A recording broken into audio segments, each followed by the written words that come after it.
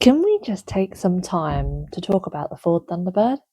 Because I posted a short of it a little while ago and it was a bit divisive. Some people thought it was horrendous, took up too much space on the roads. Other people absolutely loved it and thought it was the pinnacle of American manufacturing. The Ford Thunderbird itself is quite an interesting car. And especially when we look at the second generation of the Ford Thunderbird, there's a lot to it that actually gives us a little bit of excitement, but also tells a bit of a story about who it's aimed for. So the Ford Thunderbird is actually designed as a personal luxury car, and it is quite a boxy vehicle, but it was designed to give you plenty of room, lots of luxurious space for yourself, your passengers, and to also be a bit of a head turner. And you can really see that from its design. A lot of the cars built around that time had a nice smooth sort of finish to it, whereas this is very much a square top and it lets you know it. Some of the key things that I really like about the Ford Thunderbird, that emblem on the front, something about it very much says it's got a presence. It mimics a lot of the width as well that the car seems to have. And it really sort of like slims the space between the two dual headlights. I'm a huge sucker for chrome, bitone, white wall tyres, hence why I love American vehicles of this time. And some of the things that I particularly enjoy about the front of this is the chrome elements along the front apron. It gives it a little bit more character, and I always like it when there's character in the cars because I always see faces and things, and to me that big grille is like a huge grin. The width of it really emphasizes how big the car is and also who it's designed for, which I tied back to it being a personal luxury vehicle. Now you've also got pop-up elements on the bonnet, and they're kind of another little Easter egg for me as to, oh, what is that?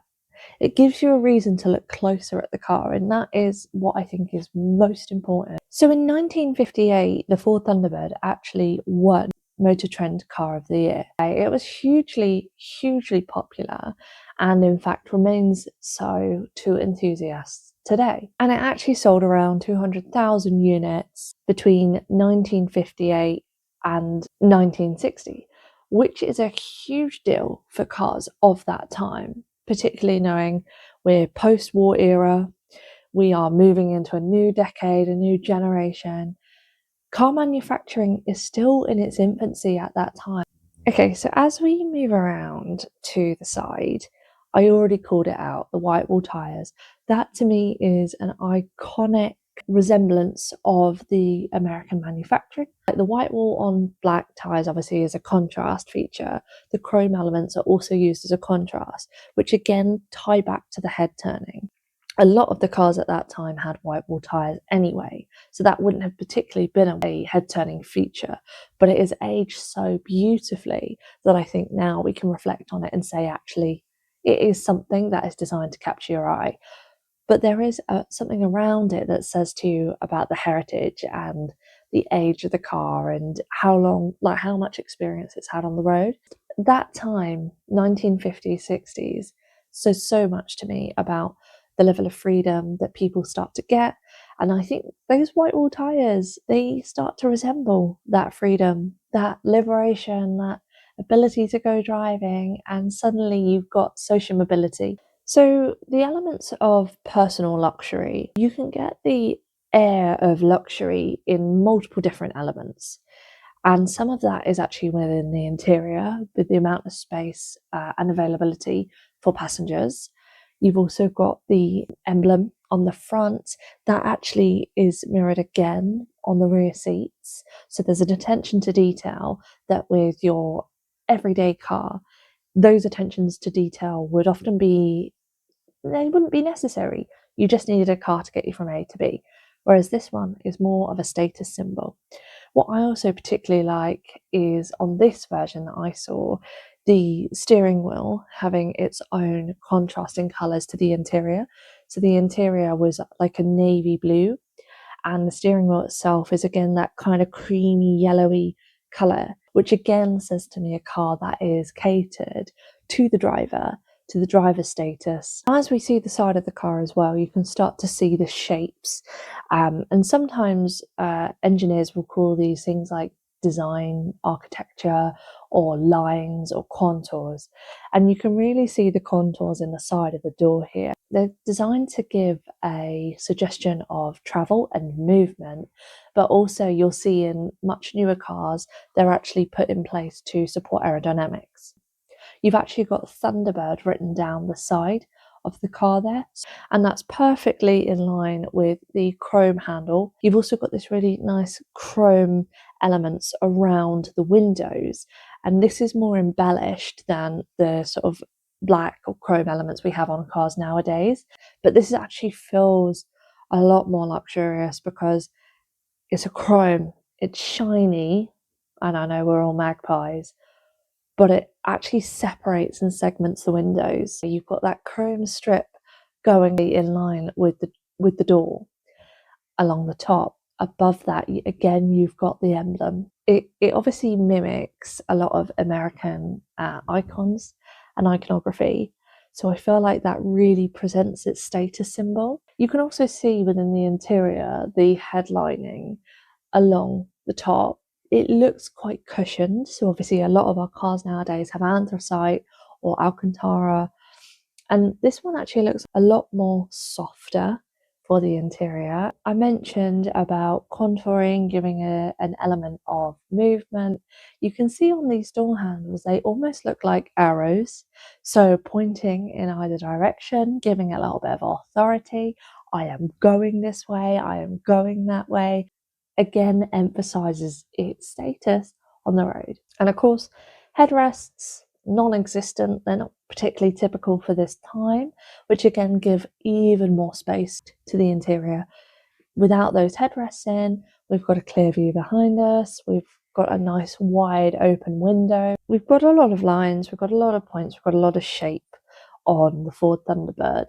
And it is, I think, lovingly nicknamed the square top.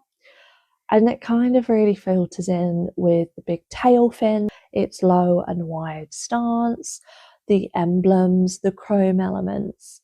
It actually gives it, again, that sense of travel and direction, which we can see, but it also continues to emphasize the level of luxury and authority that this car has on the road. From the sideways shot, you kind of get an emphasis of just how long this car is. And let's be honest, if you're going for a luxury vehicle, you're not paying for the smallest thing that can get you from A to B. A luxury vehicle makes a statement, and that's certainly what the Ford Thunderbird does.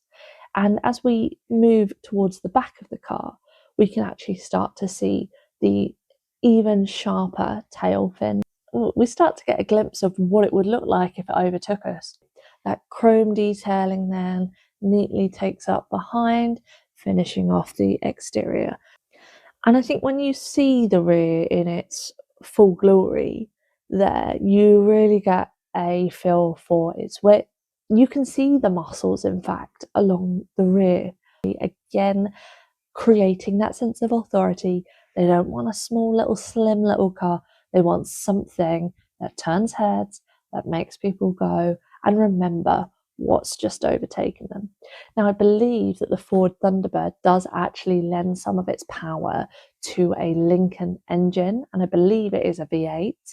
So not only if you are seeing this like insane vehicle, it is going to sound pretty nice if you've got a V8 engine in there. It's also going to give it a bit of a punch as it's overtaking or as it is simply just driving on the road.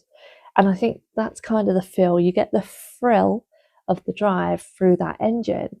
But again, you're not compromising luxury, you're not compromising space. You have got everything you need if you're somebody that's just looking for personal luxury. So with the borrowed V8 Lincoln engine, you can actually get up to 350 horsepower, which is what a lot of our current day cars actually pack. So it does provide a bit of a punch. And I just feel like vehicles like this at that time, post-war, give that taste of what it would be like to have social mobility, to have freedom, to start entering into a new decade where things are on the up, where you're going into the 60s, where you're starting to see the love and the support and the power.